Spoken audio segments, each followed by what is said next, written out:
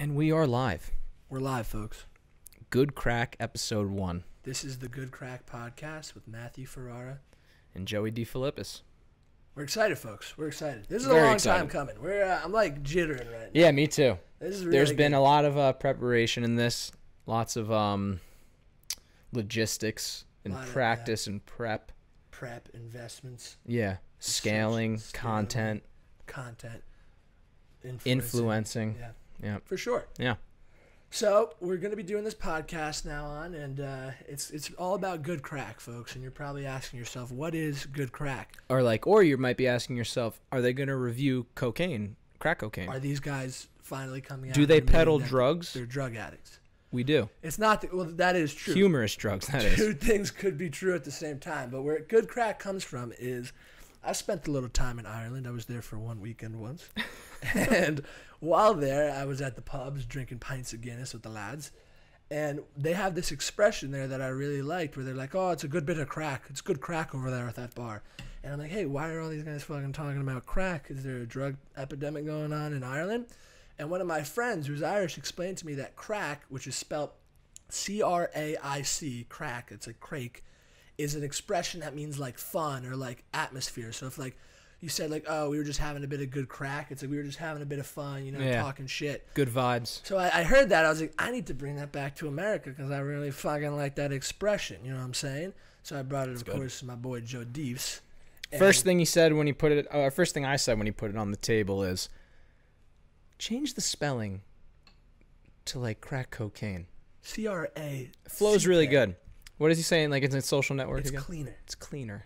So, yeah, that's the origin of good crack. We're talking about having good laughs and good fun on this show, but we have spelt it like crack cocaine because we think that's also good fun, too. Well, and the way that people are going to get high off of the humor, people are going to feel euphoria from the drugs coming out of our mouths. We want the show, while you're listening to it, to feel like you're on hard drugs. Not just crack. If you dissociate, we'd be very happy. Yeah. Yeah. So, Joe, tell us a little bit about yourself. Who are you? How did we meet? I'm just a average fighting old Texan, born and raised in New Jersey, a New Jerseyan. We met Pee-wee football. I don't know. Like second grade. Fallon Elementary School. Yeah, like elementary school. I mean, shit. Streets. Yeah, me and Joey have been friends for a long time. Long time. We've been friends throughout, at middle school, high school, and whatnot. And then we were freshman year roommates in New York City together. We're artsmen. We spent some time doing Artsmiths. Yeah, we're artsmiths. We lived in New York together. That was a pretty wild year. We're in the scene. We're scene guys. When people talk about the scene, they say, hey, man, I'm going down to the East Village. I'm going to hit 3rd Street. I'm in the scene now. They're just like... Joey and I would be on the phone like, hey, babe, I'm going down to LES. Do you want to fucking meet at Pianos and have a quick fucking Negroni? And then I'll meet you uptown at fucking Giglio's and we'll have that spaghetti pasta. And then we'll hit Malloy's and Hell's Kitchen to end the night off with some good crack. Some good fucking crack. That was great crack. That was us for a year, except none of that happened because we were broke. And it's like when you're like a working class kid, middle class kid, it's like you move, you're like, dude, I'm going to move to New York. I'm going to crush it.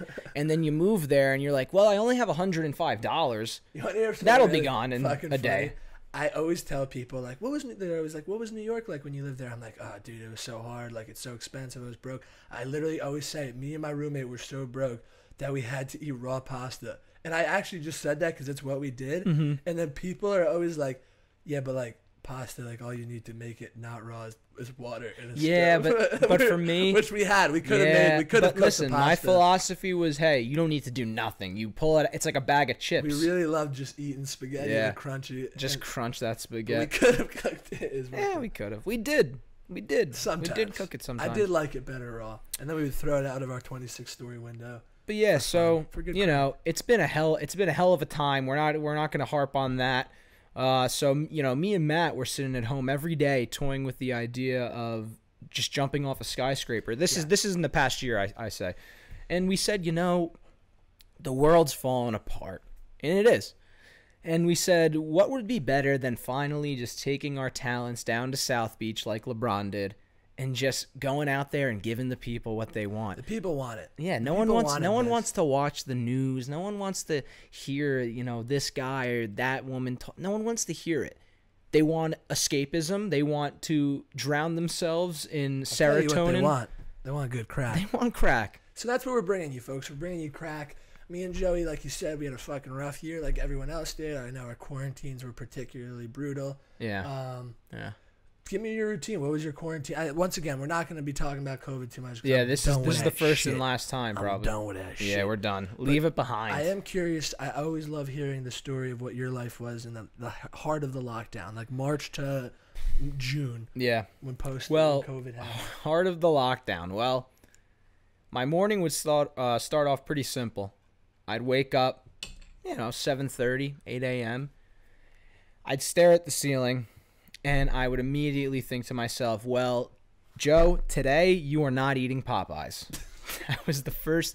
Every morning I'd say, no fucking Popeyes. We're done with it. Leave it behind. You were big on Popeyes at this time. Well, it's just, for quarantine, I just felt I fell into, some people preferred to use drugs, and I preferred to just gorge myself with chicken tenders and fried chicken biscuits and just Why was Popeyes your place of choice?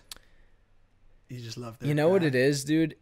I've had it when I was a little kid. It was always around, but we went to Popeyes a lot. Yeah, when we were young, dude, it's just like, honestly, it's fucking good. Yeah, for like a fast food fried chicken, like, it's fucking good. Those tendies, man, they hit. I'm all about the biscuits. Right. I remember one time I bought like 10 biscuits and just ate them. Oh, dude, they're just fucking perfect, man. It's good crack. But so I'd wake up. You're not gonna eat Popeyes today, okay? I'd take a bike ride. This is like height of quarantine. I'd take a bike ride. It was so nice. New York City was empty. I would even go from Brooklyn to Manhattan sometimes over the Williamsburg Bridge. But for the most part, I stayed in Brooklyn. I'd go to Williamsburg, Domino Park. Kind of start the morning on like a nice peaceful note. Get there on the bike, sit down, hang out, read a chapter of a book, look smart. And then I'd get home and I'd start the workday. And, I was archiving film photography, so I'd be archiving this photography. And, that's it. I'd be archiving photography. I'd be watching podcasts, watching movies, watching shows. It was very, very just very simple and just time-consuming and boring. And then, 1 o'clock would roll, come around. I'd say, you know what, Joe? Don't smoke any dope. Don't smoke any dope until after work. And then I'd smoke a little dope. I smoke a little dope. Like 1 o'clock. So I'd just be like, listen, I just had lunch. I'm bored. Just a little dope. Mm-hmm. But listen, by 4 o'clock, I start to clean up. 5 o'clock, start to clean up. And, the way the brain works when you love something, it can be destroying you every day. It's always in the back of your head. And you just keep, like that girl that got away. Yeah, and so I'm sitting there in my apartment. I say, you know what, dude? You just worked an 8-hour day. You put the work in. You showed up. Stamp in, stamp out. You deserve some Popeyes. And so then, order Popeyes. And by 6:30, glass of wine, gorging myself with Popeyes, post-dinner toke. Like, what is it like? You're just sitting there alone at your kitchen table, just ripping through Popeyes. Yeah, either sitting there alone, or it's like I had 5 other roommates, so it would just be. And that's not a lot. Are you all getting Popeyes, or? No, I mean, Phil would sometimes join me, even Marty sometimes. But they're fans of the Popeyes. Yeah, Phil would join me because they do the chicken sandwiches. Z, actually, fire. You know what? My roommate Z used to order a few, and he'd leave them in the fridge for the next day's lunch. They hold up pretty well. You'd sneak them sometimes. Yeah, but yeah, man. And then by like 10:30, 11, maybe 12, I'd be in bed, and that's when I'd have my realizations, my epiphanies. I'd be laying in bed, and I'd be like, I gotta change my life, man. Like, we're literally locked down. Like, this is such a great opportunity to just hone in on whatever it is I need to hone in on. No more Popeyes, no more taking tokes until after work, just, wine 2 or 3 times a week instead of every night of the week. I'm like, just, let's get this on, let's get after it. Yeah, I think everyone had that. Yeah, and I'd feel like, good. You know what, I got to do something. Well, I'd feel great. Yeah. I'd feel great. You'd feel great at 11 o'clock at night when you're telling yourself this. Right, well, because, a few glasses of wine, a few Then I'd wake up at 7:30, and then I would just do it all over again. All over again. Yeah, I mean, I was eating Popeyes maybe 4 to 5 times a week. Just disgusting amounts. And the thing, what's so funny about it, too, looking back on it, is Popeyes is a very reasonably priced it's not an expensive fast food, but I was getting it through like Grubhub. So like I was actually paying like, almost $20 for something that costs like $8. Yeah, if I just walked like the mile and a half. And it's like I had nothing to do. Like, why wouldn't you walk? So I look back on it and you learn. Dude. You live and you learn. You're talking, you're preaching to the choir. Popeye should sponsor the podcast. Popeye should sponsor. What is their? You even do the catchphase. What is their catchphrase? Yeah, it's something like Louisiana fast.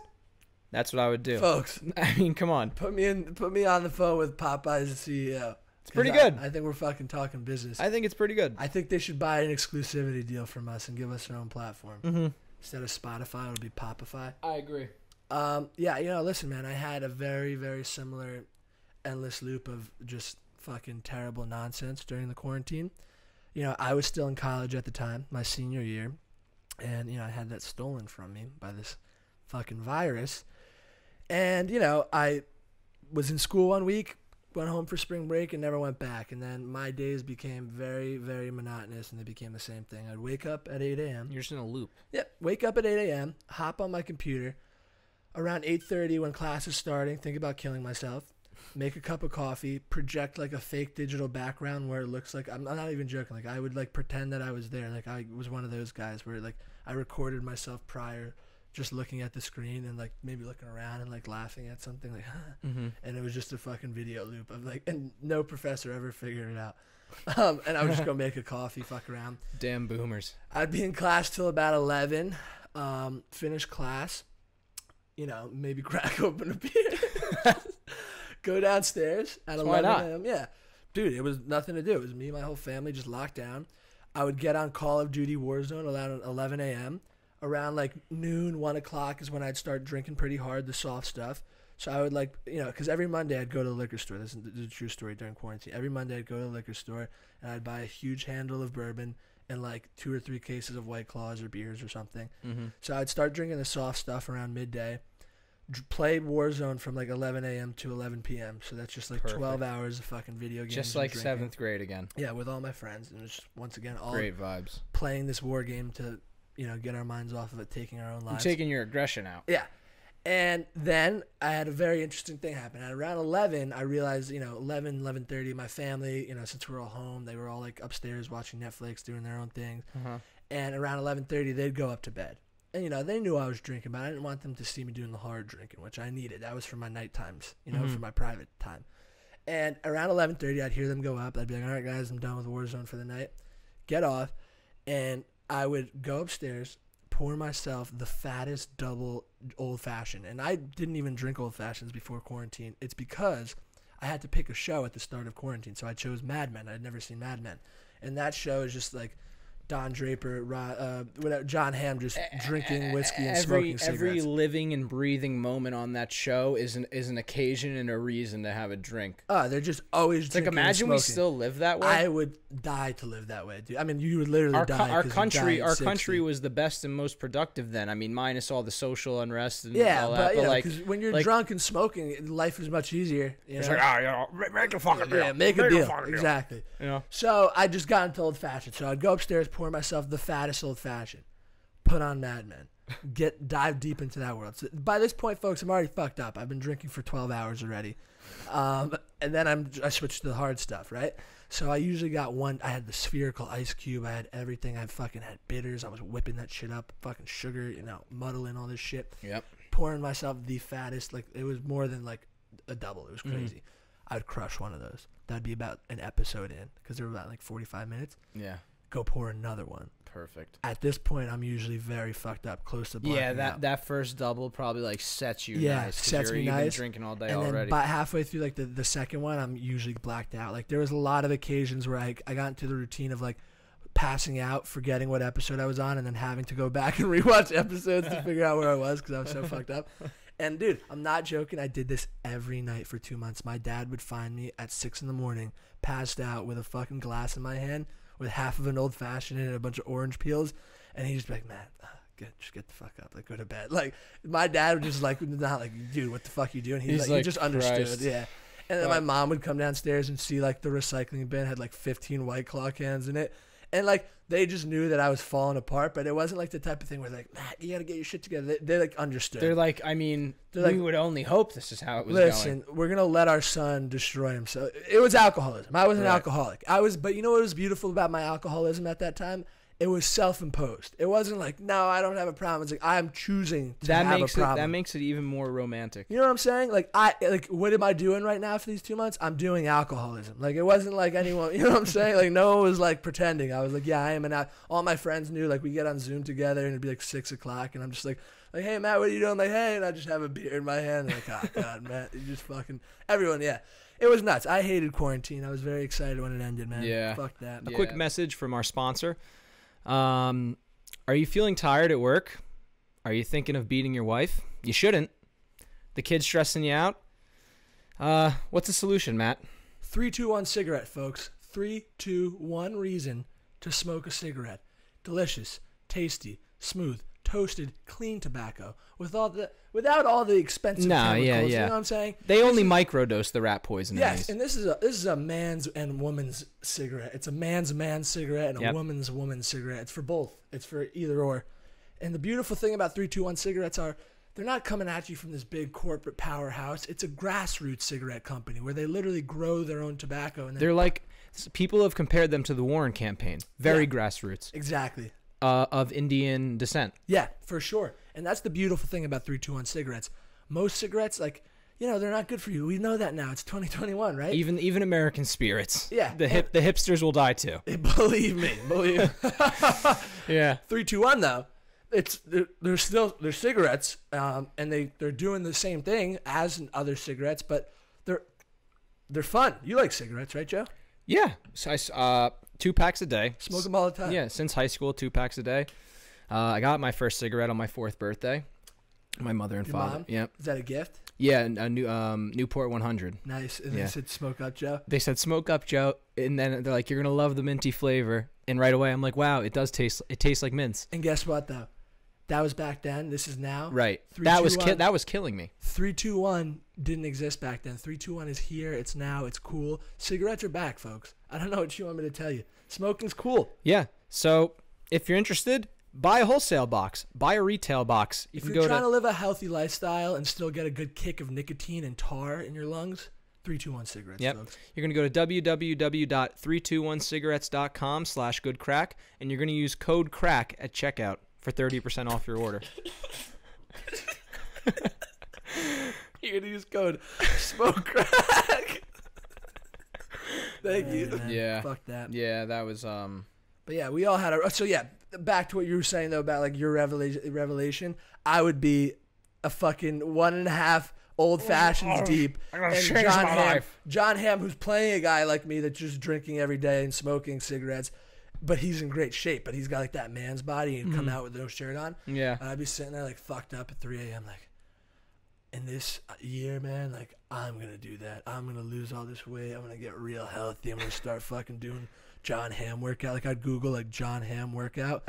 Next morning, dude, you're like, what the fuck? So I've told you the business card story, right? Yeah, that was another one. That's a good one. So I did a bunch of stupid shit while watching Mad Men at 3 a.m, blacked out, and there was literally one episode where he hands a woman like this girl's like, you're really fucking sexy or whatever, and he's just like, take my card, call me later. I'm like, fuck yeah, dude, business cards were sick. Imagine just giving a girl your business card, and I'm like, listen, when quarantine ends in a month, which was more like 7 months or like a year and a half. Yeah, this May when it ends, it's like a year I'm later. going to get fucking business cards.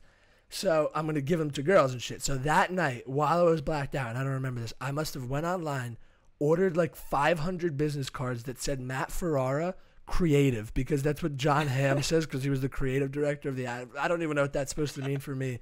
And I didn't remember doing that.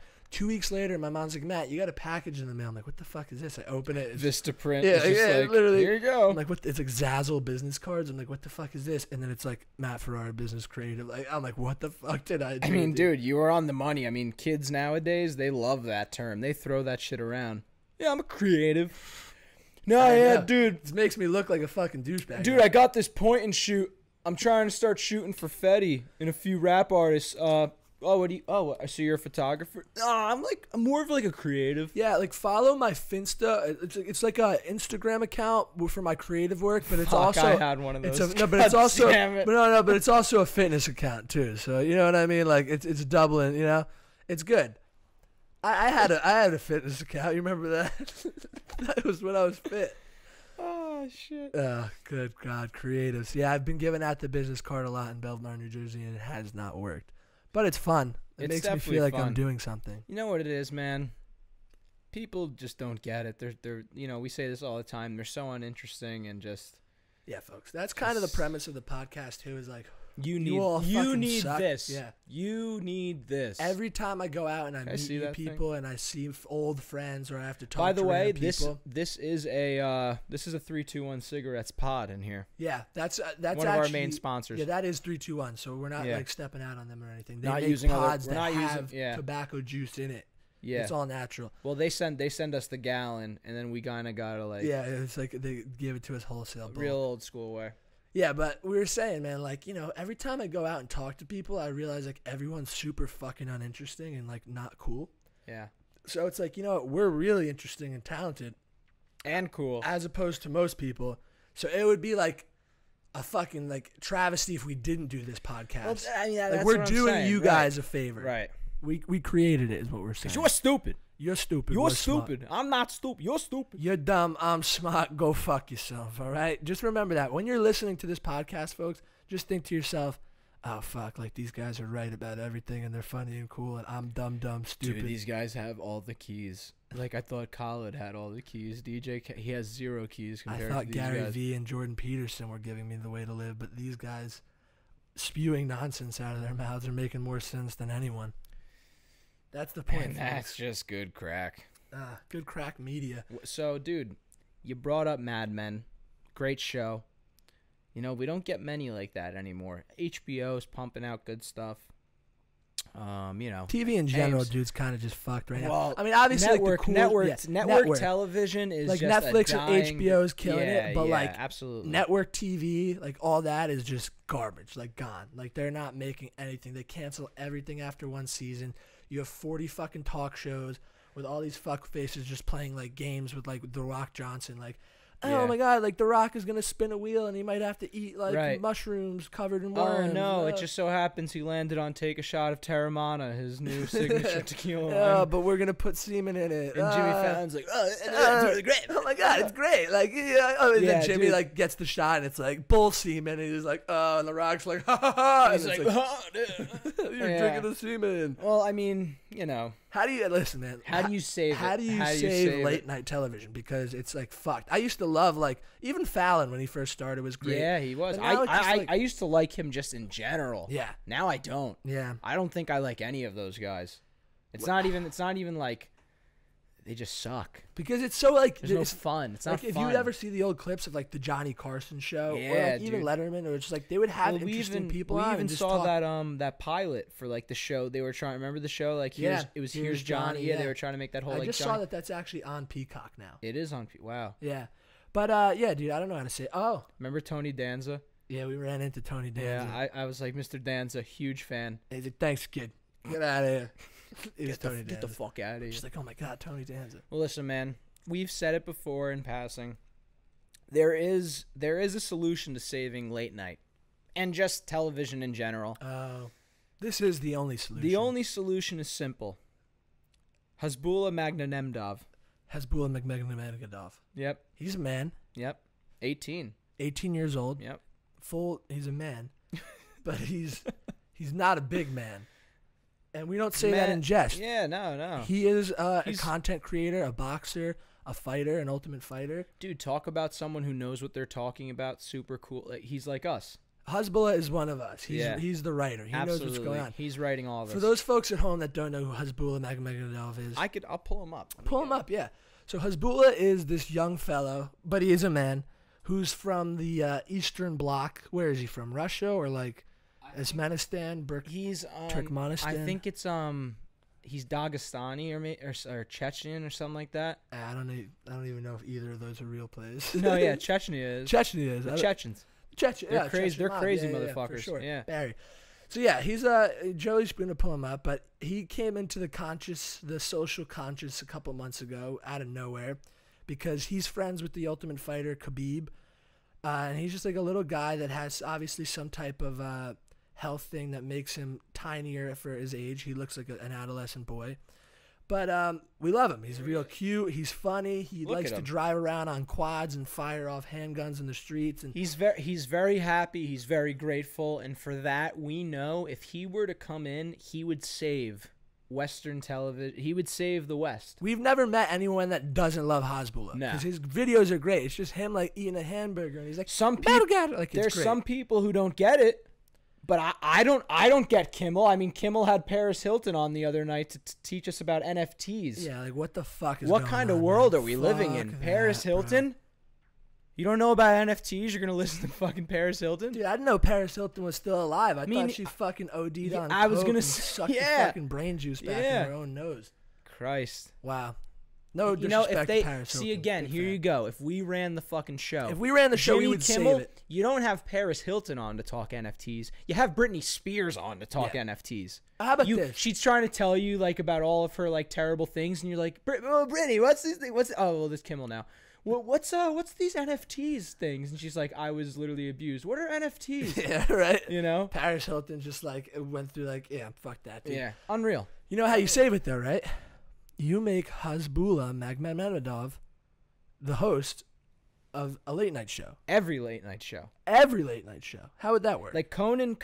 I liked Conan. He's Conan's. gone now. I like Conan, and I'm glad he figured it out. And it makes me like him even more. He was like, you know what? I've been doing it for a long time. I was great at this. Yeah, every jerk off has his show was good too, with like his like one assistant where they like travel the world. Oh yeah, dude, it's so funny. Really funny. Yeah, and he's just very like his assistant is just like emotionless. Yeah, that's good stuff. Dude, everything. But he figured it out. He's like, it's time for me to go. It's time for me to move on. Yeah, and he went out. And he went out gracefully. There's still fucking Kimmel. There's still Fallon. There's still Colbert. There's still like 5 other talk shows. Ellen. All these people. And what we do is we have like a big reckoning of sorts.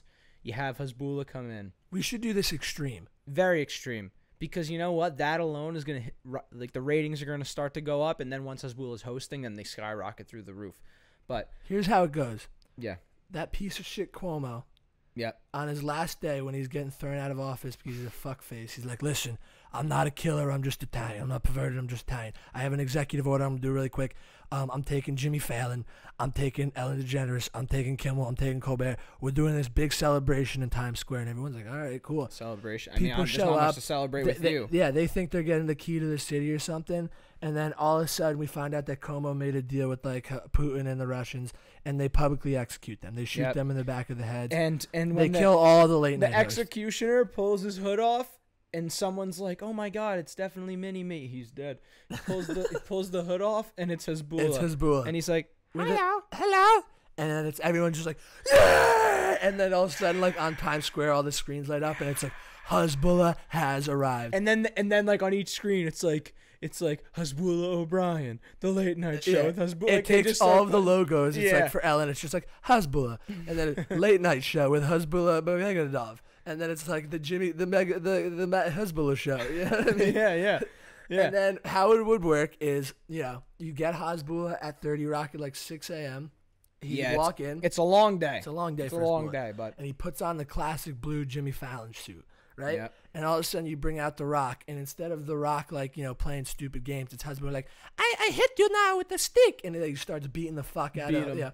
He does his show. He does an opening monologue only in Russian. He's like, blah, blah, blah. No, we don't put any subtitles. No subtitles at all. You don't even know what you're watching. Then folks, but you love it. That way we can also parlay this to help fuel journalism. Everyone will have their different interpretations. Hasbulla said what? Snapchat swipe up, and it's like Hasbulla like denounced every major political movement, social movement. But then also there's another article saying Hasbulla invites Black Lives Matter and other important social movements onto the show as guests. No one knows. But that's the beauty of it. That's the beauty. And the thing is, you would love it. You would still love it because it's more fucking interesting than what any of these other guys are doing. Yep. So then he would do that. He would be like, thanks you for coming, folks. And then that would be like that. and he literally screen fades to black. Yeah, and then you follow him over the credits, and it's just him walking off the stage, taking off the jacket, putting on another little baby suit, and walking directly onto the set of like Conan O'Brien and putting on like Hasbulla an orange O'Brien. wig. Yep. Hasbulla O'Brien show. And then he just goes and does another fucking talk show. Crushes that. Finishes that. Screen fades, credits. You see him. He's changing really fucking quick. put him in a helicopter. They fly him to the set for Ellen. He does that fucking show. And he's always like, look under your chair. Everyone looks under their chair, and it's like Oprah. a grenade with the pin pulled out. Every show open.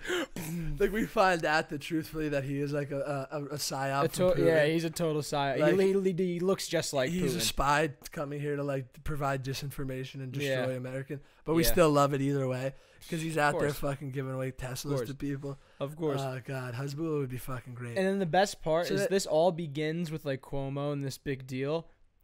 Hasbulla, the Russians, they literally disregard that, and Cuomo still hits the slammer. Oh, they kill him. I'm not a prisoner. I'm just Italian. And they would just whack him immediately in prison. Yeah, he's whacked by day 3. Yeah, Putin would go in there and just fucking strangle him himself. He's like, I'm starting to like this whole late night Hasbulla thing. Like it's pretty. I'm glad we made this deal, guys. So what'd you have to talk to me about today? And then Hasbulla's like, fuck you, Fredo. Bang. And then Chris Cuomo's like, Fredo, that's like saying the N-word. And then fucking Hasbulla shoots him too. Fuck you, Fredo. Takes him down. Fuck you, Fredo.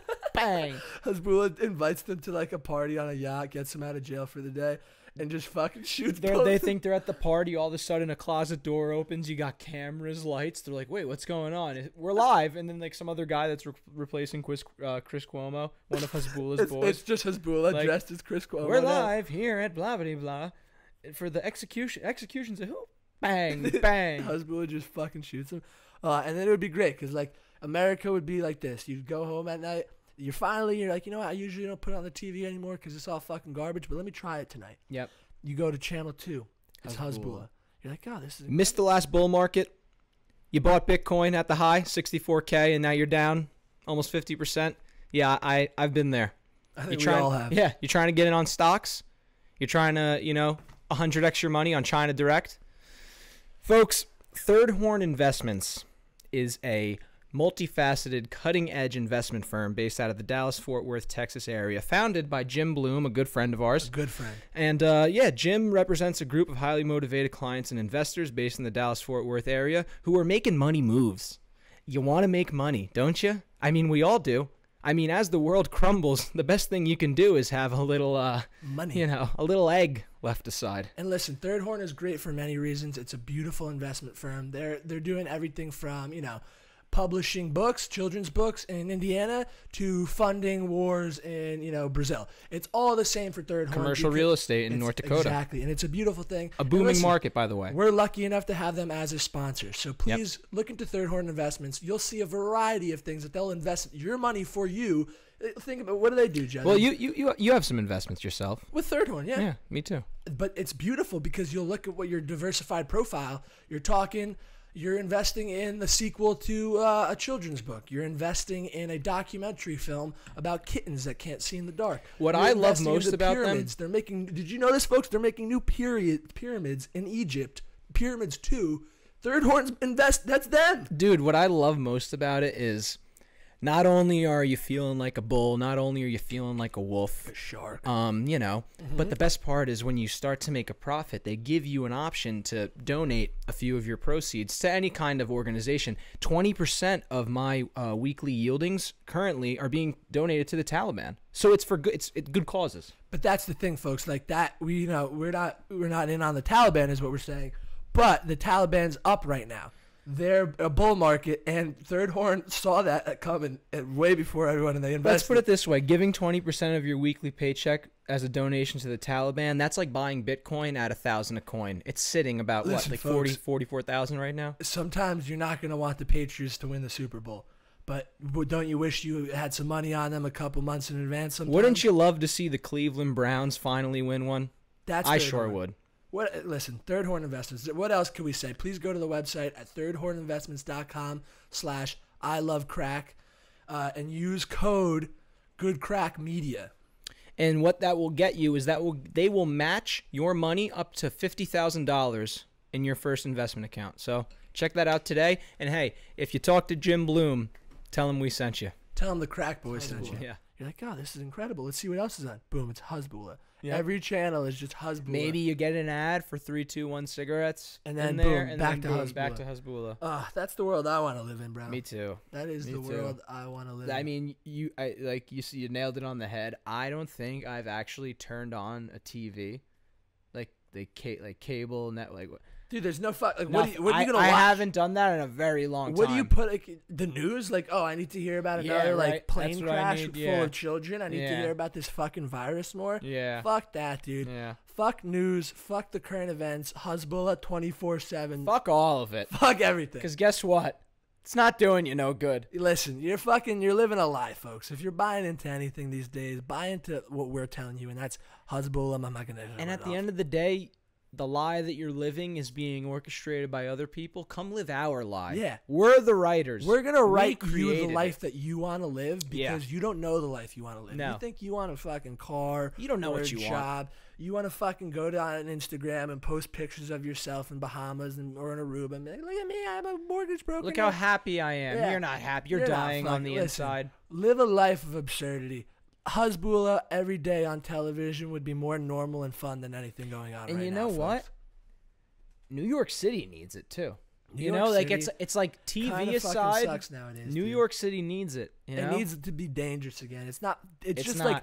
like, it's so commercial. I hate to sound trust like one me, of these hipsters, which I'm not. But it's like New York is just like ads, bullshit, $900 meals, shitty bars. Yep. And then like shit everywhere. And then you tell me about Brooklyn all the time. Yeah. Dude. Well, then you come to Brooklyn and it's like, you just go for a walk, and it's like every 50 steps, pile of dog shit, pile of dog shit, pile of human shit, pile of dog shit. And you just find yourself, you're tap dancing. You're tap dancing on the sidewalk. You're like dodging shit. this, dodging that. You're like doing like There's athletic shit drills. everywhere. Dogs are shitting off of roofs. But so you know it's what coming else off too? you. Aside from that, you know, I told you this. People hit me up. They say, "Oh, dude, been watching the news." Big mistake. First mistake. Don't watch the news. They're like, been watching the news, dude. How's New York? Looks pretty wild. I had a friend's dad. Well, how is it out there? It must be fucking Sounds nuts. like a fucking war zone. It must be fucking nuts. You better keep a knife on you. You keep a knife on you. Maybe a little pepper spray. People are coming out. It's a shame they don't allow guns these places, right? And then I'm like, well, you know what? To be quite honest with you, Like no. it's too safe. Crime. The crime is that you're walking What down the crime? street and you're being forced to drink Yeah. vegan kombucha Yeah. at a stand. The in crime Brooklyn. is that I take a walk and the streets are flooded with decrepit human and dog shit. And then What is going on? You're walking, dodging the shit, and then when you get to the store to buy your milk for your cereal, they only have oat milk. Yep. So what I what say, the fuck is oat milk, and why is everyone so obsessed with it? I don't even. Do they milk an oat? They fucking same they- way, oat same, kitties. same way they milk a cashew. Little ASMR. Dude. So that's It's why too safe. You're right. You're right. And New again, York used to be dangerous. Again, how many times we sit around and say it? Like the city is yearning. The city it needs. you know when a the city good looked like the serial most killer. fun? The 70s. You Yeah, know what was it- going on in the 70s? Every week there was a new serial killer just cutting blonde women's heads Right. off and leaving them in Right, mailboxes. Son of Sam. Son of Sam. You know, The Night Stalker. Well, that was L.A. But regardless, serial killers in general were great. I had a lot. we need a good serial killer in New York. You know, Like a fun one too. That's when like our doing parents were crazy growing shit. up, it's like the sunset. Hey man, stay in your apartment. Dude, All like right. my aunt or something. Truthfully, like when the summer of Sam was happening, when the son of Sam, I think he was like killing blondes or brunettes, whatever it was. So like one of my aunts like dyed her hair a different color. Like it was really fucking intense. Like people were like, dude, That's if you go wild. out tonight, we're gonna go to Studio 54, get fucked up and do a lot of blow. But also, guys, just be careful when you're leaving because you might get fucking shot by Right. the son of Sam or have your face slit. I mean, walking through Central Park in those days at night, you were pretty much guaranteed death. There was always a strangler of some sort. There was less suicide because people said, I don't need to I don't need to self-inflict this. I can just I- go take a walk through Central and Park. get fucking murdered. Central Park West. There was a serial killer on every neighborhood, every block. It was so like centralized. It was like the Second Street Strangler, the Park Dude, Strangler. The different areas of dude, Central Park had a strangler. The three-eyed Third Street Killer. He had 3 eyes. 3 eyes. Explain that one, Fauci. What kind of fucking serial killers would be fun today? Like someone like doing weird shit. Like I mean, dude, like you the just dick need- splitter. Like the dick guys, splitter. watch out! Like there's a guy Split going out cocks. splitting your cock in half. Just killing. He's just splitting dicks. They're just finding people with their dicks cut down the middle. Oh no, like, yeah. Like a What fucking about half a banana, like a hot what dog. about the hand man? Like, you What know, would the like hand he man just do? cuts your left hand off. It's only the left. So it's like as you're walking down the street, you might see someone missing their left hand and you're like, wow. And then everyone's he like, got to bad. him. It's He like got to that headlines like, guy. are they killing lefties? Is this politically motivated? Is this But part then- of a larger But then you agenda? get some guy who's like, no, I am a Tea Party Republican and I lost my hand to the left hand killer, the hand man. the you hand know? man. Who else would it be? It would be like All I'm saying is this. the jizz man.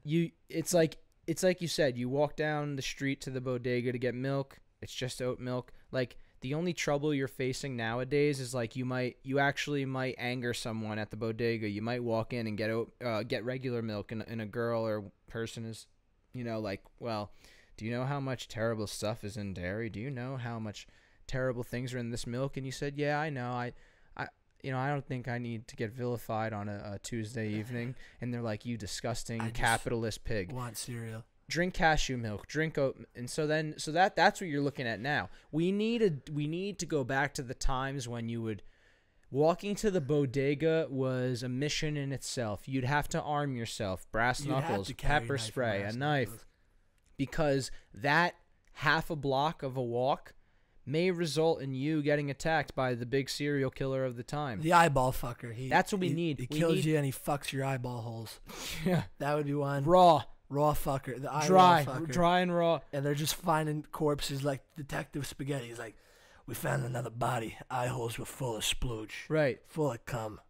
Just full of it. This guy's Flowing out. I thought he was crying because he was happy to see us, but it was just all the cum coming out. What else? Who's another No, good but serial you know what I'm killer? saying? We need to raise the stakes. The You really strawberry need to raise man. the stakes. He shoves strawberries down your throat till you They die. find you and you're like, Just full of strawberries. yeah, dude. I mean, Listen, man. we're it is what yearning it for is. that. It's coming. It's coming. And you know what would be great nowadays is that back then it was different, you know? Unless you were a photojournalist, unless you were a news person, like you could document that. Nowadays with social media, Johnny Smith, who has 20 followers and has no reason to post on his Instagram story because no one gives a fuck. no one gives a fuck. Now he just saw someone get taken out by the eyeball fucker. He's live streaming. He's live streaming on Instagram. He doesn't help because why would you Why help? would you Why help would anyone anyone? help nowadays, right? Because no one does. They document it because it's more important to get clout than it is to help your fellow man or woman. That's the best. You're absolutely right. If there was serial killers today, it would just be like the new Netflix show. Like it would be like Mindhunters, but on Instagram Live. Dude, They'd be there like, would yo, be man, kids- I just saw the eyeball fucker. He just fucked like 5 guys. And it's like, oh shit, where'd you see him? Oh, dude, I follow this account, eyeball fucker sightings. It's just like you submit your videos if you see him committing the crime, and you're like, oh, why don't they just like intervene and help? And, call the and cops they're like, say, what? the fuck? What are you, a fucking nerd? What are you, a pussy? Get the fuck out of here. Dude, we want fucking likes and swipe Yeah. ups. We don't need that fucking shit. This guy's awesome. We're trying to start a revolution here. We're having a young people's revolution, folks. And Yeah. yeah, you're gonna need to document. First off, yeah, let's put that message out to you kids. Stop fucking posting shit on your Instagram about like Everything. Just everything. stop posting. Yeah. I like to Stop post. posting. I post nonsense because it's fun. Right. You guys post like fucking Important pictures. things. It's like a picture of like a fall day and like it's like faded and it's like if someone wasn't meant to be a part of your life, they won't be. And I'm like, what the fuck does that mean? Well, it's like if you're gonna do it, at least come up with something original. Dude, and it's People- girls and boys yeah. because the Oh, girls yeah. do that one like he was never gonna be blah blah blah and it's some catchy little phrase and it's like I don't know who that's for. And then the guys will be like Yankee Stadium faded out with white words in front of it. It would be like, to be the best, you gotta act like the best and think like the best and sleep like the best. Fact is, you are the best. And I'm like, what? Do you need to see that yourself? just fucking print that out and put it on your wall. I don't care. No one gives a fuck. You know what? I know so many people that should probably be getting charged with pirating because it's like, if I know a concert's in town, I usually don't buy tickets because, well, people are going to post the whole fucking concert. I mean, you know, we know a guy who Kanye came into town for St. Pablo, whole fucking thing on a Snapchat story. Dude, I mean, you could literally sit in your room naked. I watched the entire Grateful Dead concert yesterday. Yes, dude. You were at the show? No. I was too. Oh, I was there. In Decentraland. I was there in Decentraland. I threw on my VR goggles and just went on the Snapchat app, and I was like, oh my God, it's fucking, I'm here. Yeah. Hilarious. Dude, it's like, what are we doing here? And you know what, man? Like, I think we all deal with it because we're part of the social media generation. Yeah. And I even have to reconcile, like, I've had to come to terms with myself. Like, I was at concerts doing that a lot, and I'm like, what am I doing? Like, I'm here to watch this fucking concert. What am I going to do? Watch it later? I always take videos and pictures like I'm going to do something with it later. Never look at them. I think it just makes people feel comfortable that it exists, that it proves that you were somewhere. It proves you were there. Listen, 1 or 2 prelim videos. Yeah. Do it. Don't post them. Just keep them in the photo app. Yeah. They don't need to go anywhere. You got them for you. Or just don't do it. Watch the fucking concert. Or it's like, you know, older people would always say, "Oh, if I were to do that like you guys do, I would at least like just do it for like my favorite song or something." Like, just have a good reason other than, well, I need everyone. No one believes me that I went to Pablo, and it's like, well, why wouldn't we believe you? You posted the ticket on your story. You posted the seat that your ass is sitting in. Oh, my throne for the night. I mean, you posted everything. Dude, and they're not even watching the concert. It's the funniest part. They're watching a screen that's watching the concert. It's like being in like the fourth dimension. Dude. It's like DMT. Then the worst is, and I hope I'm not offending anyone, but like the people who's like, fuck them. Yeah, fuck them. Like some weird niche job, like you're like a fucking radiologist assistant, and that's your entire social media feed is documenting your career as like some fucking bullshit thing you got like a fake degree in out of a cereal box. It's like, here we are today doing the CAT scan machine. It's like, no one fucking cares. Oh God, I'm going hot on the mics. Yeah, we'll handle that. I'm getting passionate, but you know what I mean. Hey, like, folks, we're coming at you with another sponsor today. This is a great new company that has a great product. It's the Wallet. It's as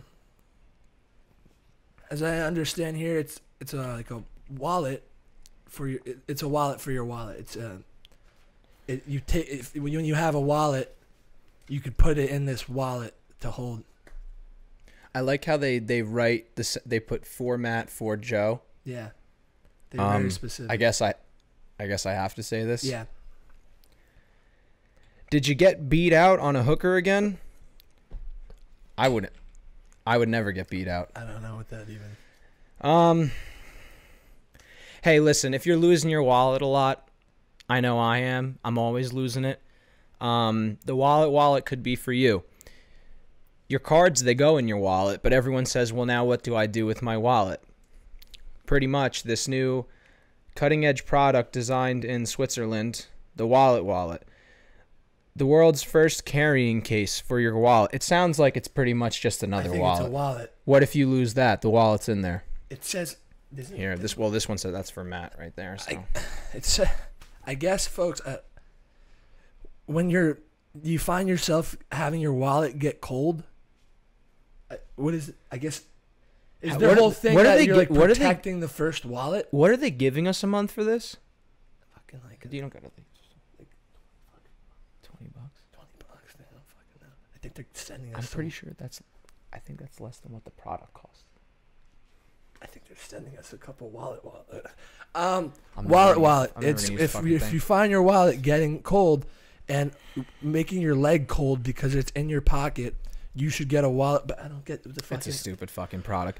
Go to www.thewalletwallet.com and use code I lost all my money for crack again at checkout for 6%. 6%. Yeah, go to the website. Yeah, wallet. It's a wallet for you. I'm getting passionate, but you know what I mean? Like, no one fucking cares. Like, we do things for work that is pretty interesting sometimes, and I don't post that. I don't give a fuck. You know what I'm saying? I mean, I was in the same room as Courtney Love, looking at her just decay away. Dirty fucking. And I literally could have documented that whole. I worked on. I would have zoomed in on her face and be like, "Fuck you."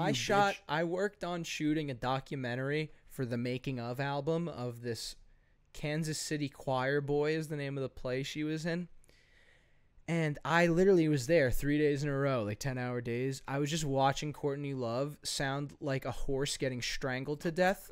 And I would witness the people, like so audio engineers, it would sound amazing. And I sat there. I was sitting there. I'm setting up lights and cameras, and I'm like, everything I know is a lie. It's a lie. Like, she sounded god-awful. You're probably sitting there like, this dumb bitch that killed Kurt Cobain, the greatest musician that's ever lived, is a fucking fraud. Yep. Yeah. And then on top of it, I'm like, the industry that it all exists within, fraudulent. Fraudulent. Everything's fake, though. All you got to do, Nothing is real. if you have the market or the audience, then you're the star. Like, if you and I just had the following, we could become musicians. Like, dude, I mean, we've what done... the fuck? The one TikTok girl is like a musician. It's just like anyone can do it. I don't even know her name because, you know, so insignificant. Yeah, we're going to do another path. We're going to take a natural path. We're not buying into this nonsense. We're going to make something called art. Right. Look out. So this whole thing we should have mentioned too is an art piece. It's an art piece. We're doing a podcast, but we're also creating this comedy duo, Matt and Joe, the Good Crack Boys. We're also going to be making some, sketches, some short films, some longer form short films. We're going to be doing some live stand-up possibly, some live shit. This is all in service of us, chasing the dream and getting some movies made, some TVs made. And like I said, you guys need it. I don't need to be, I get to be funny in my own brain all day. It's awesome. I'm the funniest person I fucking know. Yep. I'm giving this to you guys, and you're going to want it. You're going to like it. You're going to like it a lot. And may I note, we're giving this to you for free. Yeah, For now. There might be some deals coming down the pike. We'll see. Yeah. But yeah, listen. We're talking to some people at That's Spotify. our career path right now. I did get an offer of a job today that it was quite depressing. It almost got me thinking. They were like some private school, because I think there's like a huge teacher shortage. Some private school was like looking for like a film, like TV media like teacher. I'm not going to name the school, but it's like a pretty prevalent school around here. And they're like, yeah, someone knows you there. Like, do you want to be a teacher? And I'm like, do I want to be a teacher? Or do I want to put a shotgun in my mouth and blow my skull open?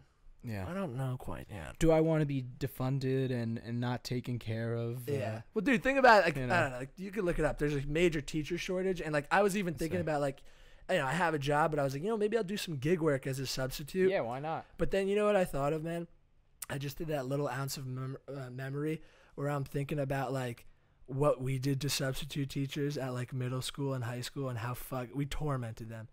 So, yeah, more than 100 teachers leave More New than Jersey. 100 teachers leave New Jersey District. Union says number is troubling. That's good, folks. And you know what's so great? The teachers. It's the Patterson School District. Yeah. It's good to see that the people are doing service to the city of Patterson. That'll fix it up. Literally, that'll fix America it up. is just going to have the dumbest children for it's the like, next... what are we doing? COVID fucked up a lot, dude. You know what's funny too is like that is just such a travesty in itself. So you mean to tell me now all these kids are going to be taught by substitutes? I mean, did you ever take a substitute teacher seriously? No. Ever, like, once in your life? Sometimes I think back and I feel terrible. Me too. Me too. What'd you do to the substitutes? I would give them a fake name. Always. We would make noises like or something, and like they'd be like looking around. They'd be like, "Was that you?" No, not like we just were complete shitheads. Trade names. They'd be like, "Joey, do you flip something?" We would do that. We would do that too. Class would be like, we thought we were geniuses. Joey? Yeah. And then like you'd be in the next class with someone, and you're like, "I don't want to do this ruse anymore." Yeah, you're just like, you know what? And then you grow older and you'll look back and you're like, these poor fucks. Dude, like I think like one time I told a professor my name was fuck. Like just did the dumbest shit. I used to just like go up to them, and I used to love saying the line from Step Brothers. I would just call, even though I knew their names because it was usually written on the board, I'd be like, "Excuse me, Miss Lady," and they'd be like, "Don't call me that. Like, what are you doing?" Oh God, we were fucking assholes, man. I mean, bro, there was a substitute who looked like Willem Dafoe. He looked like people would call him the Green Goblin. Really? Yeah. I don't remember. I remember one guy looked like the guy from Lovely Bones, which was quite horrifying. Well, that's a little weird. You know who I'm talking about? He's like literally had the big mustache and. Oh yeah. We don't need to the pedophilic like. He had the perfect look. Like not all pedophiles or not all people with mustaches and thick rimmed glasses are pedophiles. Nah. But all pedophiles have mustaches and thick rimmed glasses. Yeah, for sure. Well, while we got this up, I think we should go into this. We're almost at 48 minutes running. This is a good one, folks. What is it? Oh, is this the story So, you were telling me about? Yeah, so wow. we come from a place called Wayne, New Jersey. It's a nice little town. You know, loved growing up here. He did too. Curriculum's changing because the world is changing. Which is a good thing. That's good. Progress is good. You want new things. But when it comes to sexuals, sex, Well, everybody knows I'm the best scorer on the team sexually. let's take it away. Wayne parents voice concerns over mature topics on school curriculum. So let's not delve into it too much. No, you need not to right tell away. me. You need to tell me this. Is it true? And this is a little baffling. And I'm a very sex positive person. Is it Yeah, true me they're gonna too. like teach like first graders about like jerking off and like anal sex? No. I mean, Okay. listen, should the first graders know? Absolutely. I wish someone. I mean, actually, No, I'm kidding. Yeah. I mean, listen, I don't even think you wouldn't even be able to grasp that. What they are doing is this. And we can just, we won't dive in too much, but just to raffle them off. Teaching masturbation in 5th grade. But what does So that mean? That's the first. Are they gonna teach you how to masturbate? Well, here we go. Like, here's a cock, folks. The first Kids. person to speak was a mother who did not give her name. She read from the handout regarding grade 5 in the section called Performance Expectations. And this is a quote, explain common human sexual development, the role of hormones, for example, romantic and sexual feelings. But then masturbation, she said? How would you present masturbation to my 10-year-old? Now, these bored people, they all got their vested interests. No, I'm kidding. But the board was pretty much, he responded, he said, first of all, our teaching of puberty and changes of the body is being done in 4th grade now, and we've been doing that for over 10 years. And that's true. Because when we were younger, 4th grade, we had father-son night. You learned about nocturnal emissions. Coming in your sleep, They didn't do. That shit went in one ear at the other. I was. Is it true? I just remember being there, and it's like they showed like it was like an animation, and they're teaching you about like boners, and it's like you're with your dad. and it's just like we're all like yeah, Cocks, yeah. dude, penises, I love penis. holy shit. Oh, dude. But Yeah, dude, think about who the fuck like taught us health in like elementary school and middle school, like a gym teacher. Well, so in this article they Like, go. I could picture some of the teachers being like, yeah, so like he's reading out of a textbook and like, so you take your fucking dick out and sometimes it gets like fills with blood and you fucking like basically you stroke it until like jizz comes out and some kids like what's jizz? Until you get like this mayonnaise. But no, dude, I mean It's like mayonnaise coming out of your dick, kids. the board people, they said, listen, it's important. However, every year we do offer parents that they can opt their kids out of this. How the fuck would that work? And now they asked him how the lesson is going to be taught. And so he was like, listen, the girls, they're going to go with the nurse. The girls will go with the nurse. If it's a female nurse, I mean, I would hope to God that they just don't use the job as nurse. And it's like whoever's there can do it. Yeah. So the girls will go with the female nurse. And the boys will go with their PE teacher, their gym teacher. People weren't happy, and the board kind of just kept saying, listen, this is the state. This is in the state curriculum. And the board guy is actually quoted. He said, and if you have a problem with it at all, then you need to go to the New Jersey Department of Education. Imagine it was like way more intense and these parents were like doubling down and it's like, it says here in the handout you're going to be doing a full presentation on bukkakis. What did my 10-year-old daughter need to know about bukkakis for? It says here you guys are doing a video called Solo Gangbang Pog Porn. What is that? And what's this whole thing about orgies? What's an orgy? Yeah, I don't know what an orgy is, man. What's an orgy? I grew up with Playboy, so I don't know nothing So, about this TikTok gangbang jizz porn. What is this? So, yeah, I mean, that's the tip of the iceberg. They're going to teach anal sex to 8th graders. That one, again, we're not going to go into it. But it's not like we don't know that ourselves. Like, let them figure it out like we did, like talking shit on the playground. For me, it's like, all right, a 5th grader jerking the meat. Like, okay, I get it. Maybe that's too much. But it's like in 8th grade, we're saying some of the most heinous profane shit. And just like it's like they know what ass fucking is. Yeah, believe I can me. tell you that much. We have something called iPhones, Right, on the internet. Google. I've been watching anal sex since I was in 8th grade. Since I was in 5th grade, dude. I had an iPod Touch and Pornhub, and that was like the old days. Now I could just fucking like go in virtual reality and have a woman choke me to death sexually. Sexually.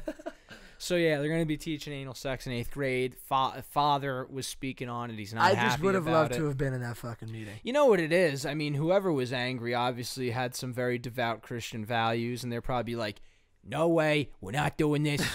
You are not teaching my kids about How funny would it have been butts. if we were there and we just stood up too? Well, we said we will be attending these board meetings. I want to be in a contentious board event. Yeah, but really it would have been that. funny if we got up and I'm like, we just really went hard. We're like, my fucking kid, you know, he's a pure soul. You're gonna tell me that you're gonna be teaching my kid about bukkake gangbang, you know, face splooges all over the face? And they're like, sir, you're 23 years old. You're Matt Farrar. We know who you are. Like you don't have no kids. And then that's when I come in. I say, well, hold the phone. I know this guy. He's got kids. He's got kids. You too, Joe. You're 24. We know you from the school system. But he's dedicated. We don't know what significance that holds. It holds all of it. Mr. G. Philippus, I'm interrupting all of yous. Too much ass fucking, too much face splooging, too much bukkakes. Totally up out of nowhere. We're like, and what about all the oil? And they're like, what do you mean? I'm like, what about the fucking oil in town? We got to fucking... And listen, you guys said you were going to put that chocolate fountain in the center of town over 3 years ago. What the hell is going on? Mr. D. Philippus, literally no one has ever said that. And once again, you're also 24 and not a father. What? Whoa, I'm back now. Counsel, I apologize. I think I just dissociated. I don't know what that was. Whoa. I'm sorry. And then I think the one... Oh, no, I think that's it. I feel like there was another one that was a big deal. But anyway. Listen, man, I just love the idea of parents not having anything better to do than go into a town hall meeting and just flip the fuck out. Well, and then it's like also funny, like on the state's part, like a father, I was like cracking up reading it because like one father is like, did you guys survey any parents and see what they think about this? And they're like, yeah, we did. And then like the article concludes, it's like the representative is like, okay, by a show of hands, what parents are not okay with this? And it says every single parent, every single one at the meeting raised their hands. It would have been like, but if we were there, we would have had our hands down and we would have just taken out dildos and been like, I got this right here for you, counsel. I'm going to raise my flag. How about that one? How about this? Don't yuck my yum, folks. Listen, counsel, we're going to support our police on this one. They're like, excuse me? Sir, that has nothing. Yeah, you know what we're doing, and you know who I am. You know who I am. Judy, you can know me 30 years now. Sir, you're not even over 25. Judy, how long we known each other? You don't think that kids should be learning? We just go the opposite way. You don't think kids should be knowing about deep double penetration gangbang? Not that they're going to do. Oh. She-male fucking like just crazy shit. You don't think kids should know about that? I remember what the other one is, to not bring it back up. It was abortions in 8th grade. They're going to teach abortions in 8th grade. Once again, like 8th grade, you're like a little person. Like you know this shit. Like you don't really need to be told it. But I guess like whatever. Yeah, teach that shit. Abortions are good. Like let them know about that shit. Yeah. I hate when it's like a religious thing because it's like that's what the religion doesn't take away from the fact that these things exist. It is. It seems like a lot of this was like religiously fueled or just like because they're all just like. What if my family doesn't agree with that, morally? And then they're also saying this is just going to encourage teenage pregnancies. I'm like, is it though? Like, who the fuck learns about something in school? All you got to do is tell the kids, hey, by the way, this might cost you over $1,000. Yeah. No kid has that would scare me. $1,000. That would scare me. I'd be like, we're not going to be able to, what am I going to do? It's like, why don't you teach them about something more like realistic and safe? Like, group orgies with like cookie sex where they all jizz on the cookie and the last person that comes got to eat it. Sir, we would never teach that in a school. And once again, you do not have children and you're not even a taxpaying adult. Right. Hey, you don't know about me. You know what I'm about. You don't know what I am, but you know what I'm doing here, right? And they're like, once again, Mr. Farrar, you need to leave. Like, yeah, we're going to ask you to go. Yeah, man. We're going soon. We're going to a board meeting. Definitely going to hit a board meeting soon. I just really want to bring up, like, why aren't we drilling for oil? I'll bring up a diagram. I'll be like, you frack for oil in our towns. You get rid of all sports. You turn the fucking football field into a fucking oil mill. Into a fucking quarry. Boom. What do you get? You got oil. Free college. You know what I'm saying? Free college for everyone. Yeah. Dude, hey, folks, listen. We all know this. We're all tax-paying adults with children. Mr. Farrar, as we noted here on your record, you're 23 and you live with your mom and dad. Shut the fuck up. We're all tax-paying adults. We got children. I got 3 little girls running around at home. these kids, they're at a tender age. They don't know what's going on. These fucking elites in Hollywood and, Washington, they're taking children every day from Guatemala and they're sucking out their adrenochrome and they're putting it in their skin and they're living forever. These motherfuckers pay top dollar for adrenochrome. We just go like full Q. Yeah, we just go full Q. We're just like, listen, what? And then I come in. I'm like, what we're pitching to you? It's like Shark Tank. It's simple. $500,000. So here's the for pitch. a 5% stake in our company, Adrenacool, and because we want to make this cool. We're gonna go to the schools with a professional, safe group of adrenochrome It's gonna be harvesters. fun. It's gonna be safe, and most importantly, it's gonna be efficient. It's gonna be for the children, by the children. You sell this shit wholesale to the fucking liberal elites, and next thing you know, we got free college for everyone. Stephen Colfefe is gonna be eating out of our hands. It's just like eating out of our hands. We just go full Q, even though you and I are just like the least fucking Q just like people. We're gonna go full Q. Listen, we want to implement QAnon into the curriculum. How many fucking dumb fucking parents would be like, these guys got a point. I truly feel we would get at least one, and there would be some guy that just looks like, they're right. Yeah, it's like, sir, you're agreeing with these He'd have, 24-year-olds that clearly hair aren't down right. to his shoulders, like a cutoff that he made out of a t-shirt. He's wearing a cutoff Wrangler jeans, jorts, and a cowboy and then boots. like New Balance, like the dad New Balances. These guys got a point. He'd be like, I've been reading up on QAnon myself. Not too far-fetched. What do you think about that, Fauci? Be like, I like these guys. They made a good point. I think we should put them in office. Next thing we know, we're running for mayor as a duo. Yeah, well. And our whole platform is that we're gonna harvest the adrenochrome from children at our public. And then we really get the Q people going because it's like two Wayne men are harvesting adrenochrome for a wholesale business. Oh God, that is good crack. Just harvest the children's organs for sale, for wholesale. I like the sound of my own voice. I'm the best scorer on the team, sexually. Yeah, dude. What a world that would be, huh? Yeah. It's gonna happen. You're gonna slowly see towns taken over by random ideologies. And me and Joey will put it out there right up front. We're the least politically motivated people you could ever think of. Because as we've told you at the start of this podcast, we don't give a fuck. It's all absurd. You're living the lie. It's all a lie. It's all fake business. You're uninteresting. You're stupid. You're looking for answers. To pledge to any political party, you're anything. A fool. To pledge to anything, to any ideology, you You're are just filling your meaningless life with something to distract yourself from the fact that you're slowly hurtling towards a dark death. And that's all that matters. How's that for a politically charged statement? Yeah, that's our statement. Your life is miserable because you suck and nothing's going well in your life, and you just need to fill it with meaningless nonsense like TikTok and pandemics and political parties. And the Good Crack podcast. Yeah. And then, you know what? Take that empty space in your heart where you know that your life sucks and you've never truly been happy and the person you're with isn't really the person you love, and the vacations you go on aren't that fun, and the shitty food you eat out at is not that good. And fill that hole in your heart knowing that one day you're going to be a fucking dirty death box in the ground with Good Crack Podcast. Fill your life with this, because we're going to give you some kind of meaning, and the meaning is there is no meaning. It's all fake. Everything is so meaningless that this podcast will finally make it meaningful for you. Yeah. Good crack. And on that note, we'll see you next week for episode 2. Folks. Check us out on Instagram at Good Crack Podcast. We're going to be posting clips, some funnies, some memes. We're gonna put our heads on funny bodies. You're gonna be like, wait, isn't that the ad for Once Upon a Time? No, wait, it's a Good Crack. Good crack. It's Good Crack. How did they do that? We're artists. And I think we're on TikTok. Yeah, we are on TikTok. We are on TikTok, which we're not proud of. We're not TikTok supporters. We're gonna use TikTok like sushi chefs use knives. Like they don't love them. Like a blender uses fruit. Yep. You gotta blend some shit. If you're gonna do this thing, you gotta do it. We're not making TikTok content. We're making content that will be on TikTok. Right. So TikTok. I think our TikTok is also at Good Crack Podcast, something like that. We'll drop it in the. Do we have a YouTube channel yet? The links. We don't. We will have a YouTube channel. Because this episode will be on the YouTube channel, and I'm sure that'll just be Good Crack Podcast. I don't fucking know. I mean, listen, if you can't work a computer, it's time you get into one of those rockets that Elon and Richard Branson are sending to the moon.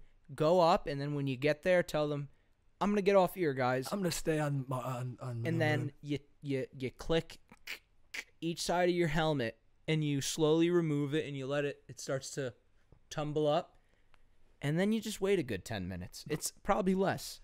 And I don't know how well versed Joey will is happen. in space travel, but the second you unclip that helmet, your entire body I'm would giving explode. I'm giving you. Imagine having 10 Yeah, minutes. let him know that you'll have 10 minutes. Wink, wink.